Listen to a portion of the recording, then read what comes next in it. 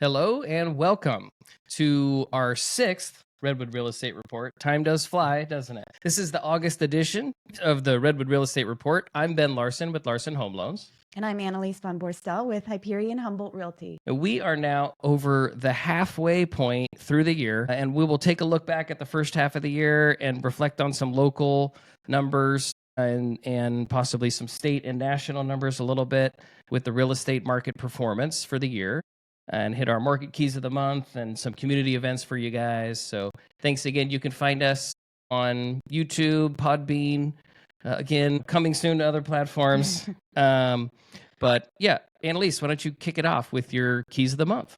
I would love to. It's been an interesting July. So for Humboldt, the absorption rate dropped for the first month since January. It's been on a steady climb, but it dipped ever so slightly from 6.58 in June to 6.45. So this is still indicating that we're in a buyer's market. And we have been since May, but maybe June could have been that peak. Average prices in Humboldt were up nearly 5% compared with last July and 3.6% year to date. So you may be wondering, if the absorption rate is up and it's a buyer's market, why are prices still up? So the answer is that the sale of homes over $1 million are up incredibly, 200% compared with last year. So in July of 2024, Humboldt had 9 sales for the year over $1 million. This year, it's 27. So I took a look back at the last 10 years, and it's the highest number of $1 million homes we've had sold by July. Wow. In 2017, we had 19 over $1 million. And remember, in July, in 2017, that was kind of the green rush time. So there were a lot of properties that may have been overvalued at that point. And then in 2021, we had 17 homes that sold over $1 million. So we haven't really even gotten close to this year's 27. Is it a trend? Is it an anomaly? We'll see. It seems like I've seen more listings go up in that range as well, though. So, part of it's just the value of real estate has increased here, or, I don't know. I mean, I don't know exactly what it is, but it seems like I've seen more things listed for sale in that market as well, in that range. Well, 27 is a pretty significant increase. And again, the median versus the average, we can get into that later too, but those increased prices are due to the $1 million homes, surely. Average days on the market is at 65, while the median is 33. So there's some outliers that are really impacting the average. So again, quick reminder, an average is determined by all your data points being added together and then divided by the total number of points that you have, while the median is lining up all of your data points sequentially and just taking that data point that falls right in the middle. So having a higher average would indicate that you've got a few listings that have been on the market for far longer than the majority of listings. So here's another good indication of some stability in our market. The total number of sales year to date is up 12.6%, while the total number of active listings is up 12.3%. So pretty close. And last week, the number of active listings dropped for the first time since April. A few other market highlights before I go on to list our median home prices, which I know everyone is dying to hear. Eureka's absorption rate also dropped for the first time in months, despite active listings being up 56% compared with last July, and sold listings down about 9.3%. And again, remember, the absorption rate is a measure of 12 months worth of sales ratios, so it's not just July's. McKinleyville had a strong July. Average sale prices were up there nearly 25% from last July, and average days on the market was down 58%. Even so, the sold to list ratio was down for the second month in a row to 92.7%, and that's the lowest it's been since August of 2024. And sold to list ratio is the properties that sell at listing price. No, at or above? It's on average how the percentage of list price that the homes are actually selling for. So if a property were listed for $100,000, in McKinleyville's case, it would have sold for $92,700. Gotcha. Easy numbers for us. The Fortuna market seems to have cooled a little bit in July, but it's had such a strong first 6 months that the year-to-date numbers are still looking pretty solid for that market. Okay, so now for median home prices. There were 123 homes sold in Humboldt in July, which is up from last year's 114. With 39 sales, or about 32% of the market share, Eureka's median sale price in July was $448,000. McKinleyville had 14% of the market share and a median price of $475,000. Arcata had just 10 sales, 8% of the market share, with the median sale price of $534,150. And Fortuna, coming in with 9 sales, 7.3% of the market share, had a median sale price of $355,000. How does that compare with all of California? So remember, California's data is lagging a little bit. So I'm going to use June numbers because those were just recently released. A median price for all of California's single-family residents was $9,000, which is actually pretty flat. Last June, it was $900,000, so essentially flat, down slightly. And remember, real estate is very localized. So, and your home is unique, and that's why working with a full-time professional real estate partner is your best bet to determine an accurate market value of your property. And I have access to so many data points and statistics that together we can really do a deep dive into what they imply for your real estate strategy. Thank you, Annalise. Thanks, Ben. What do you got? Yeah, I've got a few interesting points as well. First, as usual, I'll kick it off with my month-over-month comparison of interest rates. So we kicked off July at 6.67 compared to June, the starting rates in June at 6.96. The low for July was also that 6.67 on the first of the month compared to the low of June came in at 6.67 on the 30th. So the low for June was right at the end of the month. The low for July was right at the end of the month, but there's some interesting news coming later on rates regarding that. The high for July peaked at 6.85% on July 15th. You compare that to the high of June at 6.97 on June 5th. Now, overall, we see a clear trend, though, of interest rates declining over the last few months. And we're currently, this is as of August 5th, yesterday, sitting at a 10-month low for interest rates at 6.57. So we're at a 10-month low basically since last October when we saw that significant dip in rates. And I'll remind you guys, I know on some of our previous podcasts, I have touched on interest rate spread, which can be an indicator of if there's room for rates to move. And we're still at historic high interest rate spreads. So there's still theoretically room for these rates to continue going down. And that's with no change to the Fed rate. Like we saw last week, they came out and did no change. But we still are seeing interest rates go down. And that's an indicator of that spread still having wiggle room, historically especially. Well, that's great news for buyers. Yeah. So if you're in one of those low to mid 7% range loans, it's probably time to start thinking about refinancing. Feel free to reach out to me. We can do a comparison. We can do what the savings would be at current rates, and even identify a target interest rate when they hit those rates, proper time to pull the trigger on a refinance. My second key of the month, and what I did, Annalise, here was something I don't normally do, but I looked at average home price nationally, because I know you do a lot of breakdowns locally, and then you added some state level information in there this time. So I'm going to pull in national home sale price. And this isn't necessarily values overall, but it's the sale data, which is the best indicator that we have. You're looking at the average, just to be clear. This would be the average nationally. Okay. Yes. So just keep in mind that the numbers I'm reporting are median. So Right. So there could be some outliers, but again, the bigger sample size you have, the more the average makes sense. A smaller sample size, that median number, because it kicks out outliers, could have a bigger difference. So here we go. Since January of 2023, the average price of a home in the United States has increased just $2,100 since January 2023. For reference, just how little change that is, we're comparing January 2023, the average sale price of $495,000, that's national average, to $497,700.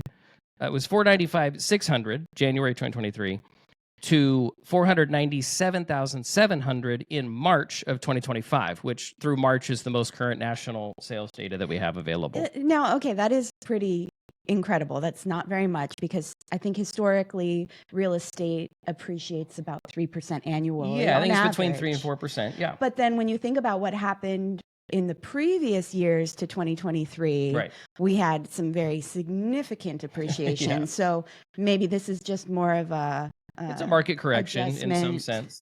Mhm. You know, it's a balancing of the scales. I mean, if you look over a 30-year window, you're typically always going to see that 3 to 3.5% annual growth rate for real estate. And that goes back, you know, I think all the way back into like as long as they've been collecting this data. So this is a balancing of the scales. I think in Humboldt between 2020 and 2022, there was, this is just off the top of my head, but I think about a 25% increase in property values. Yeah. So nationally, to see that, again, we're a micro market, even in our own state, and nationally, even more so. So California's always been a unique real estate market, but this speaks to that number as well. But, you know, and to me, again, this shows or demonstrates the shifting to more of a buyer's market. You know, if you're having flat, you know, prices, you know, it's going to shift more to a buyer's market. You know, again, as in with our local market, like you just demonstrated with the numbers, things are still moving relatively quickly, and it's still healthy, still a healthy market. And with rates, if rates keep coming down and doing us these favors, you know, it could pick up even more. My third and final key is I took a look at the economic forecast that Fannie Mae puts out. They update these quarterly. And if you compare 2025 to 2024, most numbers are down across the board. We're talking GDP, personal expenditures, investments, business expenditures, investments. Pretty much things were down anywhere from 0.5% to 0.75% overall. This is nationally, again. So the prediction is, though, that 2026 would be higher than 2024 numbers. And we have seen numbers that are beating forecasts from previous forecasts, you know, so far over this year. They were predicting a worse year than we're having, even though we're down from 2024. So with 2026 numbers predicted to be a significant increase, you know, it speaks again to a strengthening economy and the outlook, you know, being positive, not just for real estate, but for the economy overall, which job markets, employment numbers, all those things appear to be trending in the right direction. And some might say that could be bad for interest rates, but we're not seeing that right now. So it as long as things keep trending as expected, you know, we should see hopefully rates return to that normal spread number, which gives us another, you know, significant move or significant room for rates to continue to come down slowly. Right. I'm not an economist, but I imagine as the market stabilizes and becomes less risky, the treasury bond will go down. And that is more what the mortgage rates are going to be based on. So that sounds positive. Yeah, I'd say overall it's very positive news heading, you know, closing out 2025 and moving into 2026. All right. Annalise, do we have some, we're coming to the end of our summer, but there's still a lot of things going on in the month of August. There is. So let's hit some community events. What do you have going on? There's actually a lot of fun stuff going on in August. This weekend, the North Coast Land Trust is having their annual summer celebration down at Freshwater Farms, which Huckleberry Flint will be a featured performer there. They always get a great turnout. And they're so fun to dance to. They're great performers. There's food trucks, some fresh local food providers. You know, the Land Trust is just a really special organization that we have locally that preserves farmlands, forest lands, and watersheds. So it's a great organization to support. They provide a lot of value to the community and to the public and to, you know, and preserving our land. Exactly. Yep. So that's going on. I'll be out there myself selling tickets. So hopefully I'll see you. Also, Flynn Creek Circus is in town. I saw them setting up this morning. Yeah, they got a big old circus tent. Yeah, it looked pretty exciting. I could say that those performers looked talented. They were climbing with, I don't know if I should say this on air, but no safety gear, assembling that big tent that's like 50 feet up in the air. So they look pretty brave assembling that tent, let me tell you. Just something really exciting about a traveling circus. And they're in town this weekend and next weekend. So plenty of performances to get tickets to. And they're down on the waterfront, in the parking lot on the waterfront, you know, down where the Thursday night concerts are and down in Old Town Eureka. So yeah, that looks to be a good time. Yeah. definitely. And a Rumble Over the Redwoods, I heard. Go for it. All right, Rumble Over the Redwoods taking place. That event's been building a lot of steam over the last few years. I know in past years, I don't know if they are this year, but they've offered Lamborghini rides up and down the tarmac. I know this year I heard they're offering flights in World War II fighter jets, so you can actually they'll take you up for a couple spins around the airfield in a World War II fighter jet. There's food vendors, there's music, there's a lot of excitement around this event this year. I think it'll be a big turnout. So that's another really. And do you have the dates on? Yeah, that's going to be August 9th and 10th. So Okay. This weekend. So get out there, have some fun at the airport, and I'm sure there'll be a lot of community people joining you out there. I was going to say, try and get there a little bit early. Last year, the line to park was backed up onto the freeway. This is how excited people are about the event. So. Yeah. And it seems to have more excitement around it even this year than last year. The only other thing I had to hit on was the Reptile Expo at Redwood Acres on August 30th and 31st. It's a fun thing. They do like a petting zoo type thing for the public where you can hold a reptile, a snake, a lizard, whatever you're into, or not, or just watch them from a distance. But if you have kids, it's really fun and educational. I know I took my son when he was at a young age, and now we have a bearded dragon at home. So, well, parents beware. Yeah. I've never been to the Reptile Expo, but I'm looking forward to checking it out this year. Yeah. Do you have anything else? I have a couple other things just to mention. Highland Park is having their grand reopening, and if you've been following this, the city has done a lot of work at Highland Park recently, repaving the trails there, and also resurfacing the tennis courts, which include pickleball. And I'm telling you, every weekend there's pickleball tournaments out there. Also, the baseball diamond has gotten some work. They've added some public restrooms and concession stands. So a really lovely remodel there of the park. So come check that out this weekend. And I love that. Eureka's been fortunate to see so many of our public parks get facelifts over the last several years.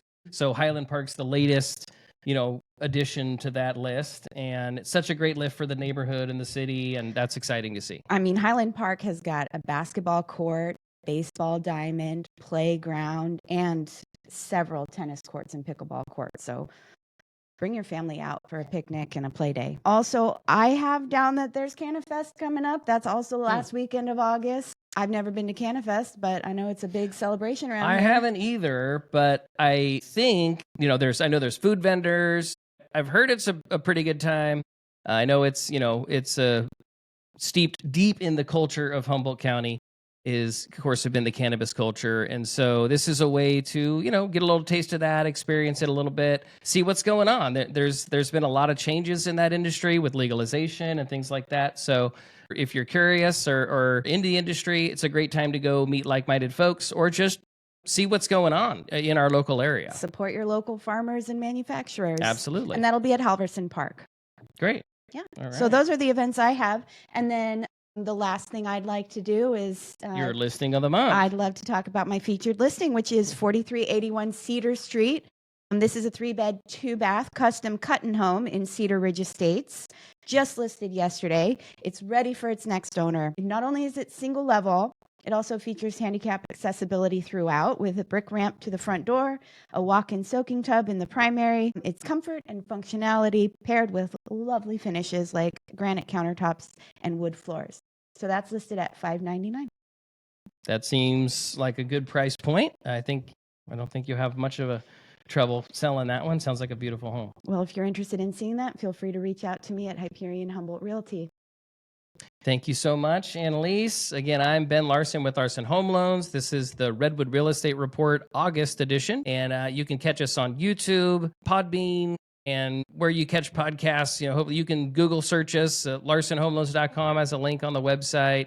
Of course, we'll post it to social medias. And it should be pretty easy to find us. Don't forget to like and subscribe to catch the latest content. And leave us a comment if you have, statistics you want to see hit, if you have recommendations, or just want to have a conversation in the comments with other real estate professionals or buyers and sellers, want to get in touch with a realtor. Of course, Annalise at Hyperion Humboldt, Ben with Ben Larson Home Loans. And anything else, Annalise? I hope you're having a great summer. This week is record highs, so enjoy the heat out there. Yeah, get out to the river, get those last before the kids go back to school, get in those last little trips, vacations, whatever you can squeeze in during the month of August. And we hope to see you again next month.